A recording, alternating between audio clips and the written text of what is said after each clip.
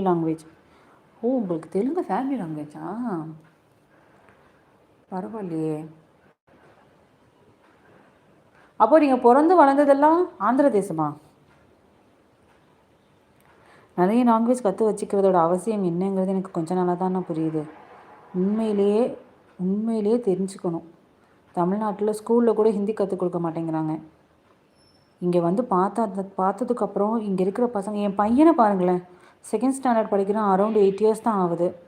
இங்கிலீஷை ரொம்ப சரளமாக பேசுகிறான். நானே இங்கிலீஷில் இப்போ தான் பேசுகிறேன். இவனுக்காக ஸ்கூலில் போயிட்டு அவங்களோட மேடம் கிட்டெல்லாம் பேசணுங்கிறதுக்காக நான் பேசுகிறேன்.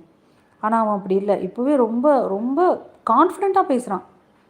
அவனுக்கு வருது இங்கே கம்யூனிகேஷன்ஸ். அப்புறம் யாராவது கன்னடத்தில் கொஸ்டின் கேட்டால் அது அவனுக்கு அழகாக அண்டர்ஸ்டாண்ட் ஆகுது. கொஞ்சம் கொஞ்சம் கன்னடத்தில் ஆன்சர் பண்ணுறான். பட் அப்படியே டக்குன்னு இங்கிலீஷ்க்கு போயிடுறான். அவனுக்கு அது ரொம்ப கம்ஃபர்டபுளாக இருக்குது. ஹிந்தி படம் பார்க்குறான், அதில் அவனுக்கு புரியுது. பாட்டெல்லாம் கேட்குறான்.